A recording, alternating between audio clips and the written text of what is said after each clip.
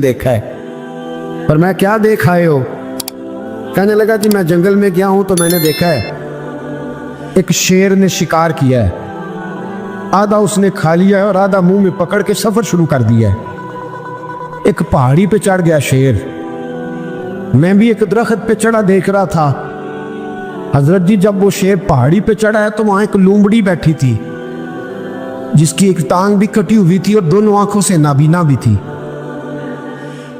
उस शेर ने वो बचा हुआ शिकार उसके मुंह में डाला है। तो जो रब लूमड़ी के लिए खुराक का बंदोबस्त कर सकता है मेरे लिए भी करेगा, लिहाजा मैंने अब काम नहीं करना। हजरत हसन बसरी मुस्कुराए, फरमाने लगे क्या बात है तेरी, तूने किरदार दो देखे, एक शेर देखा एक लूमड़ी देखी।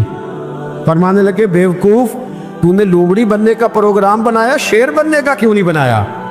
तो लूमड़ी बनने का प्रोग्राम बनाया कि कोई कमा के लाएगा तो मैं खाऊंगा, शेर बन, शिकार कर, खा भी और खिला भी, गरीबों के पास भी लेके जा, खा भी और क्या बन, शेर बन, शेर खा भी और खिला भी, मेहनत कर, जद्दोजहद कर। अल्लामा इकबाल लंदन में थे तो बेटे ने खत लिखा कि अब्बा जी जरूरत पड़ गई है, मजबूरी आ गई है, कुछ पैसे किसी से उधार ले लूं, जब आप वापस आएंगे तो लौटा दूंगा। तो इकबाल ने अपने बेटे को खत लिखा और उस खत के अंदर एक नज़म लिखी और क्या अंदाज इख्तियार किया, जावेद के नाम उस नज़म का नाम रखा। इकबाल कहने लगे दियारे इश्क में अपना मकाम पैदा कर, अब्बे के सहारे जीना अब छोड़ दे, अब वालिद को बैसाखी बना के आगे बढ़ना छोड़ दे, दियारे इश्क में अपना मकाम पैदा कर, नया जमाना नए सुबह शाम पैदा कर, खुदा अगर दिले फितरते शनास करे अता तुझको, सुकूते लालाओ गुल से कलाम पैदा कर।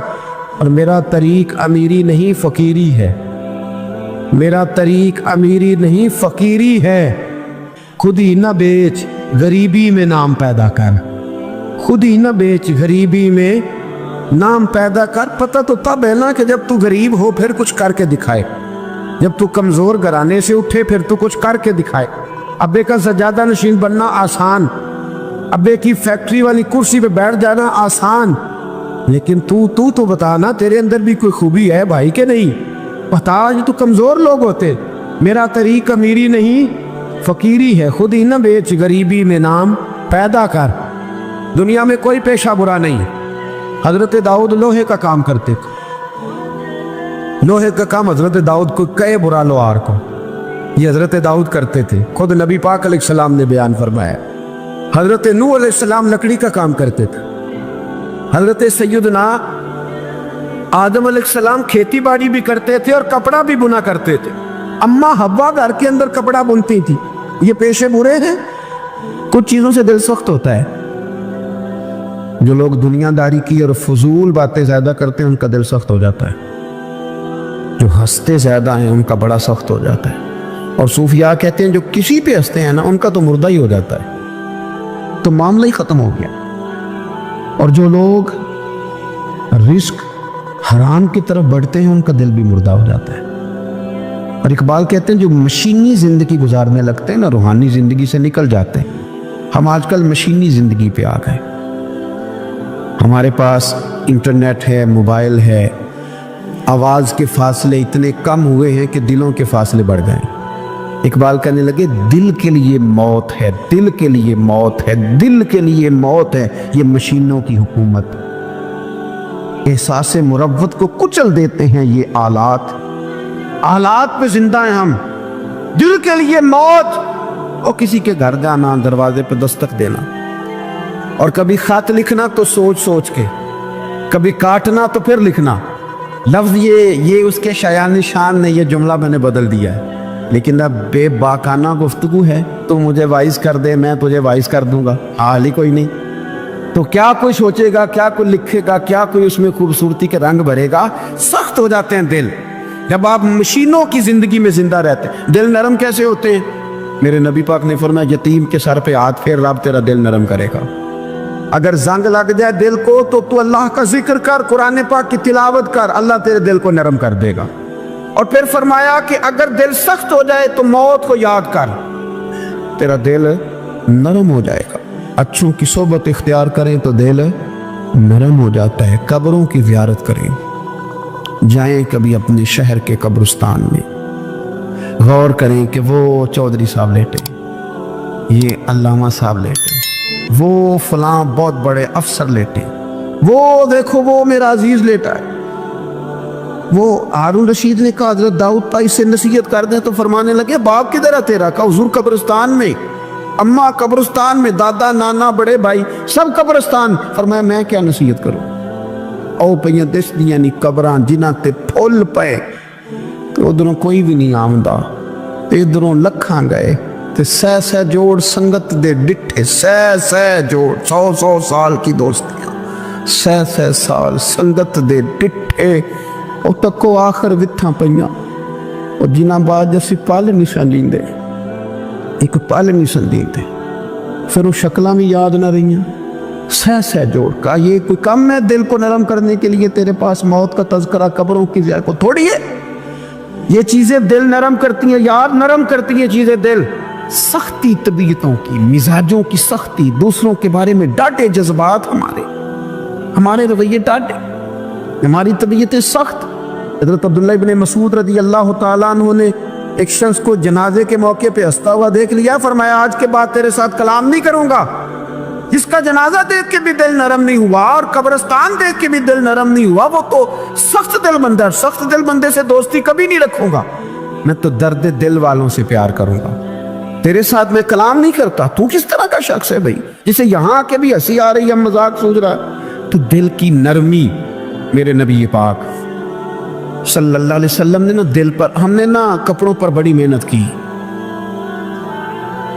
ہم نے چہروں پر بڑی محنت کی، ہم نے اپنے ظاہر کو سنوارنے پر بڑی، ہم نے اپنے حق میں بڑے بڑے لفظ یاد کیے، بڑی کہانیاں یاد کی، پر دل کے لیے محنت، اس پر محنت ہی نہیں کی۔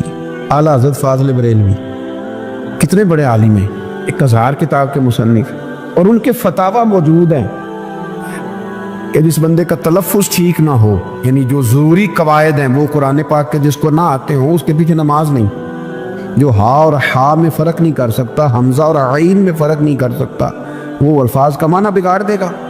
لیکن اعلیٰ حضرت چونکہ صوفی ہیں، درویش ہیں، علم کے ساتھ تو ایک اور رنگ بھی بیان کرتے، وہ کہتے ہیں یہ نہ ہو کہ صرف تو حروف کے ہیر پھیر میں لگا رہے، صغرے کبرے ٹھیک کرتا رہے، دارابا یادرب کے چکر میں پڑا رہے اور دل پر تو توجہ ہی نہ دے۔ فاضل بریلوی رحمۃ اللہ علیہ فرمانے لگے کہ 2 علماء نے قرآن ایک درویش کے پیچھے نماز پڑھی تو مستحب جو قواعد تھے نا جن کے بغیر نماز، وہ ٹھیک نہیں تھے ذرا ان کے، تو وہ کہنے لگے دیکھا جی اتنے بڑے پیر صاحب ہیں اور ان کی تو قرات ہی ٹھیک نہیں، تلفظ ہی ٹھیک نہیں، حالانکہ لفظ تاثیر سے بنتے ہیں تلفظ سے نہیں، لفظ تاثیر سے بنتے ہیں تلفظ سے نہیں۔ اہل دل آج بھی ہیں اہل زبان سے آگے، انہوں نے کہا جی بابا جی کا تو تلفظ ہی ٹھیک نہیں۔ اعلیٰ حضرت نے لکھا ہے ملفوظات شریف میں، فرماتے ہیں پھر وہ نہ نہانے کے لیے چلے گئے نماز پڑھ کے فارغ ہو کے، تو وہ پانی میں اتر گئے تو شیر ان کے کپڑے اٹھا کے لے گیا۔ اب کتنی کو دیر پانی میں رہتے، نکلے بھی تو کیسے نکلے، شرم آتی ہے، مختصر لباس پہن کے وہ غسل کرنے کے لیے گئے تھے، اب پانی میں سردی، کتنی کو دیر بندہ پانی میں رہے۔ لوگوں نے آ کے کہا حضور وہ آپ کے مہمان تو الجھ گئے، بڑے بری طرح پھنس گئے، مہربانی فرمائے ان کو تو بچائیں، وہ تو سخت الجھن میں۔ کہ کیا ہوا؟ کہنے لگے وہ شیر کپڑے لے گیا اور وہ پانی میں کچھ تو ہونا چاہیے، تو وہ بزرگ گئے جا کے نہ دور کھڑے ہو کے شیر کو آواز دی، شیر کو، حضور کے صحابی تھے نا حضرت سفینہ، قافلے سے رستہ بھول گئے، ایک سائیڈ پہ ہو گئے تو سامنے شیر آ گیا۔ میں نے کہا ہے لیکن جب آ جائے تو، جب شیر سامنے آ جائے، جب سامنے آ جائے پھر پتہ چلتا ہے کہ یہ تو واقعی آ گیا ہے، پھر انداز اور ہوتا ہے۔ حضرت سفینہ کے سامنے شیر ہی آ گیا، مشکات میں شیر آیا، اب کوئی بھاگتا ہے، کوئی چڑھتا ہے درخت پہ، کوئی لکڑی اٹھاتا ہے، کوئی اسلحہ پکڑتا ہے۔ حضرت سفینہ فوراً بولے، کہنے لگے شیر ذرا خیال کرنا میں رسول اللہ کا غلام ہوں۔ پھر آکھیا شیر سفینہ تائی جارا یارا جاندے، اور جڑے غلام رسول اللہ دے اسی غلام ہونا دے۔ شیر دمیں لاتا رستہ چھوڑ گیا، اور بابا جی بھی گئے، فاضل بریلوی کہتے ہیں شیر کو آواز دی، شیر دوڑا آیا، آگے کہنے لگے وہ ہمارے مہمانوں کے کپڑے لے گیا، تو یہ شرم نہیں آتی؟ تو شیر کپڑے اٹھا کے واپس لایا، ان علماء کو، حضرات علماء کو کپڑے پیش کیے۔ جب ان کو پیش کیے تو پیش کرتے ہی بزرگ پھر فرمانے لگے، کہنے لگے مولانا تم نے لفظ سیدھے کیے ہیں، میں نے دل سیدھا کیا ہوا ہے، تم نے محنت کر کے نہ لفظ ٹھیک کیے ہیں لیکن میں نے دل ٹھیک کیا ہے۔ دل پاک ہوئے تے پاک ہی ملتا ہے، تے بنا پاکوں پاک نہیں ملتا۔ سارے جسم دے توون نالوں ایک ٹکڑا تولا دل دا۔ حضرت سلطان باؤ رحمت اللہ علیہ فرمانے لگے دل کالے نالوں منہ کالا چنگا، دل کالے نالوں منہ کالا چنگا، جے کوئی رمز پچھانے۔ اگر کسی کو بات کی سمجھ آئے، دل نہیں سیاہ ہونا چاہیے، منہ ہو بھی جائے تو کام چل جاتا ہے۔ تو اپنی دل کی صفائی پر دیکھیں میرے نبی پاک علیہ وسلم نے ارشاد فرمایا کہ رب نہ تمہارے مال دیکھتا ہے نہ چہرے دیکھتا ہے، رب تو تمہارا دل دیکھتا ہے۔ اور امام غزالی حدیث لائے ہیں، حضرت عمر فاروق رضی اللہ تعالیٰ عنہ فرماتے ہیں کسی نے حضور صلی اللہ علیہ وسلم سے پوچھا کہ رب آسمانوں میں کہ زمینوں میں؟ جلوے تیری ذات کے کو بکو ہیں، جدھر دیکھتا ہوں ادھر تو ہی تو ہے، اللہ زمینوں میں کہ آسمانوں میں؟ تو حضور فرمانے لگے رب تو بندہ مومن کے دل میں رہتا ہے، اللہ تو مومن کے دل میں ہے۔ مومن کے دل کتنا بڑا ہے وہ دل جس میں رب ہے، رب کی یاد ہے، رب کی محبت ہے۔ اس لیے حضرت عمر فرمایا کرتے تھے میں نے دل کی آنکھوں سے اپنے مالک کی زیارت کی ہے۔ اور اقبال نے شاید اسی لیے مشورہ دیا تھا کہ دل بینا بھی کر خدا سے طلب، آنکھ کا نور دل کا نور نہیں، اللہ سے آنکھوں والا دل مانگ، اندھا نہ ہو جائے کئی طرح دل، دل بینا بھی کر خدا سے طلب، آنکھ کا نور دل کا نور نہیں۔ عزیز بھائی اللہ کے جلوے، لیکن ایک بات ذہن میں رکھنا،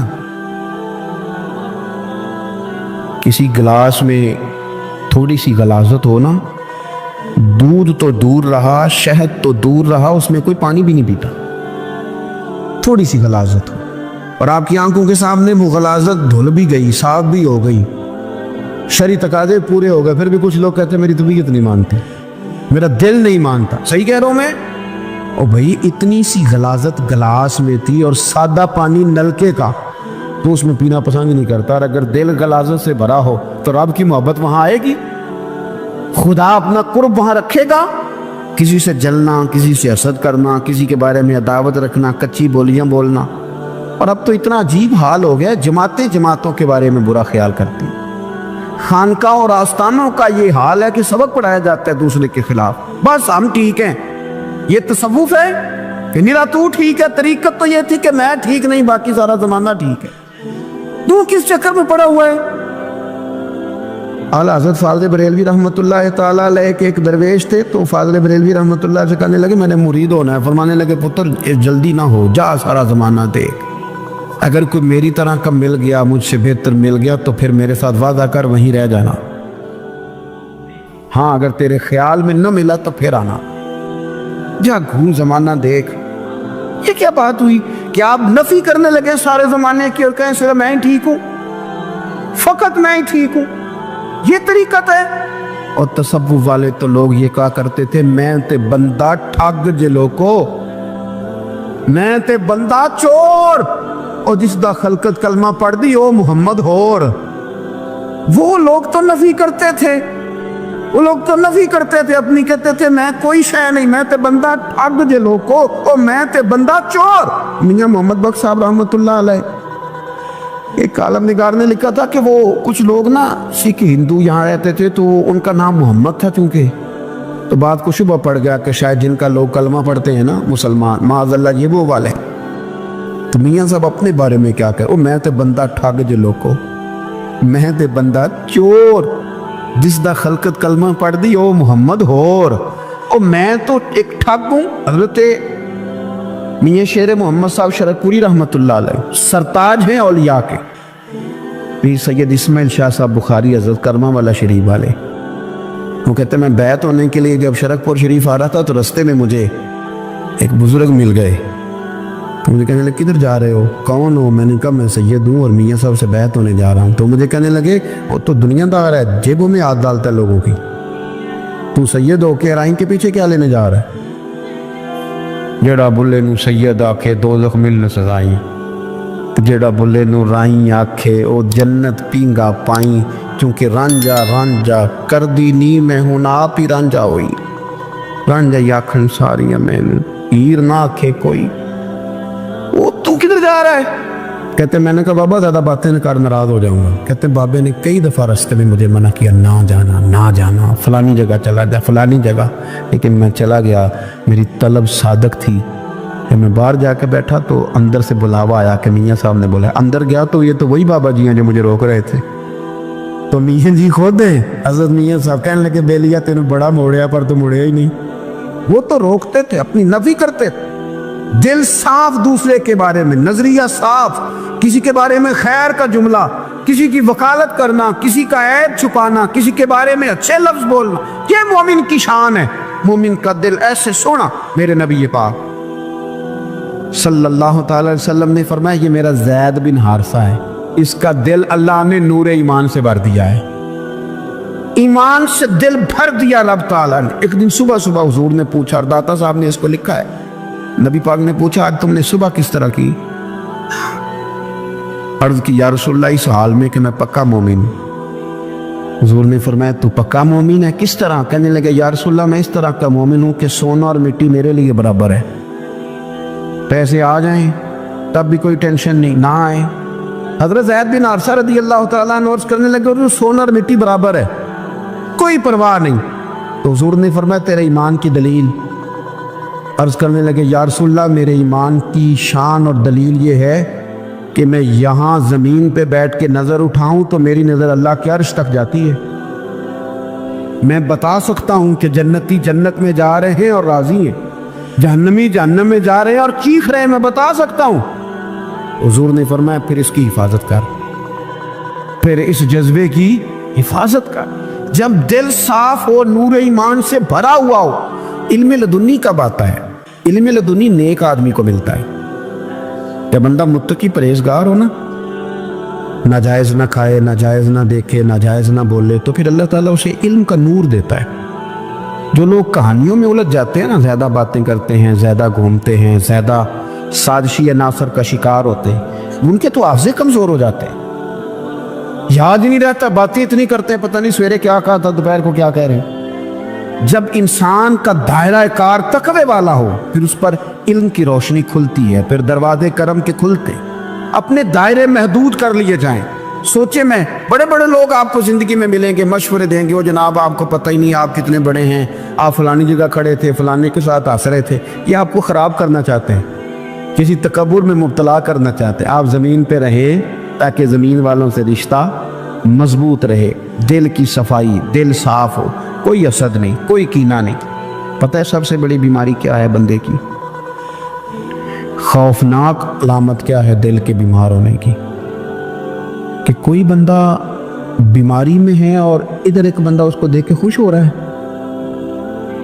کسی کو زوال آ گیا ہے, کاروبار ڈوب گیا ہے اور یہ دیکھ کے خوش ہو رہا ہے. مر گیا اس کا دل, مردہ ہے, اندر کوئی دل نہیں. آپ یعنی ایک بندہ رسوا ہو گیا اور یہ خوش ہو رہا ہے, دیکھا میں نے نہیں کہا تھا. جب کوئی کسی کی رسوائی, کمزوری اور کسی کے زوال پر راضی ہونے لگے تو پھر سمجھ لے کہ اس کا حال اتنا برا ہو گیا ہے کہ اب یہ اخلاقی طور پر مردہ زندگی گزار. ہمارا اب یہ حال ہے کہ ہم لوگوں کے دکھوں پر ہنسنے لگے. ہم کسی کے ہاں کوئی شخص تکلیف میں آتا ہے تو ہم اس کو کہکہوں میں اڑاتے ہیں. یارو زندہ قومیں یہ کام نہیں کرتی, زندہ قومیں یہ کام نہیں کرتی. میرے نبی پاک صلی اللہ علیہ وسلم نے فتح کے موقع پر بھی گردن کو جھکا کے بتایا کہ جب رب عروج دے تو پھر اللہ کی بارگاہ میں جھک جایا کرو. کسی شخص کے پتہ ہے, ایک حدیث سنو, یہ مسلم شریف میں موجود ہے. حضور نے فرمایا ایک بندہ گناہ کرتا تھا, پھر اس نے توبہ کر لی. اگر کسی نے دوبارہ اسے وہ گناہ یاد کرایا کہ تو یوں ہوتا تھا, اگر کسی نے اسے دوبارہ گناہ یاد کرایا تو یاد کرانے والے کو اللہ سزا کے طور پر مرنے سے پہلے پہلے اس گناہ میں مبتلا کر دے گا. خفیہ تدبیر آئے گی. اللہ جس کو اللہ نے معاف کر دیا، زمین آسمان بھول گئے، فرشتوں کے دفتر سے اس کا گناہ محو کر دیا گیا، تو نے کیوں یاد رکھا؟ لیکن ہمارے دل اس طرح کے ہیں، خیر کی خبریں نہیں دیتے ہم خیر کی خبر نہیں دیتے، مثبت بات نہیں کرتے. ہمارے رویے دوسروں کے بارے میں سخت ہیں. یعنی بہو سے داماد سے اختلاف ہو گیا، پھر اس نے معافی مانگ لی، پھر ہم نے معاف کر دیا، پھر 1 سال کے بعد دوبارہ لڑائی ہوئی تو پچھلی بات دوبارہ یاد کرنی چاہیے تھی، اس کی تو معافی دے دی تھی آپ نے، لیکن آپ نے پھر یاد کر لی وہ بات. اس کا مطلب ہے آپ نے صلح کی تھی، دل صاف نہیں کیا تھا. دل جب آپ صاف کر لے تو پھر معاملہ ختم ہو گیا. پھر آپ پھر نکال پھینکے ساری چیزیں. مسند امام احمد بن حنبل میں حدیث ہے، حضرت انس بن مالک رضی اللہ تعالیٰ عنہ کہتے ہیں میں بھی بیٹھا تھا، حضرت عبداللہ ابن عمر رضی اللہ تعالیٰ عنہ بھی حضور کی بارگاہ میں بیٹھے تھے.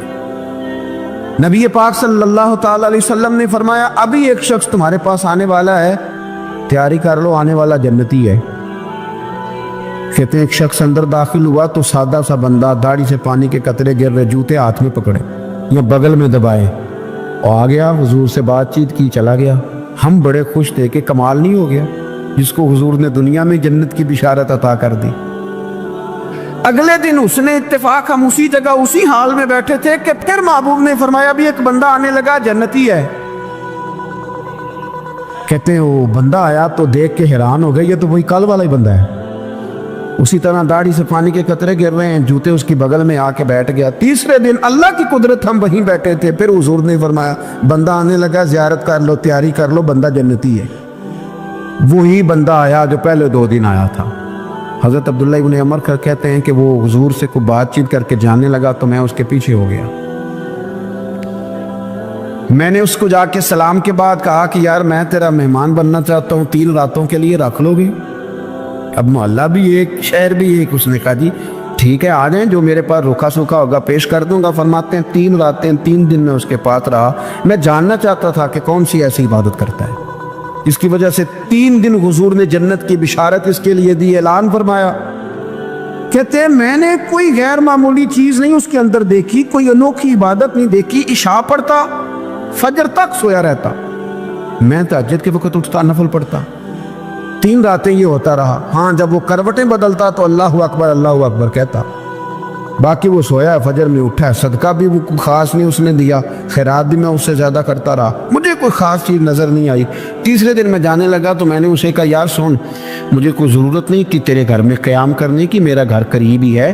وہ تو کمال یہ ہے کہ نبی کریم علیہ السلام نے اپنی زبان فیض ترجمان سے، یعنی وہ زبان جس کو سب کن کی کنجی کہے، اس کی نافذ حکومت پہ لاکھوں سلام.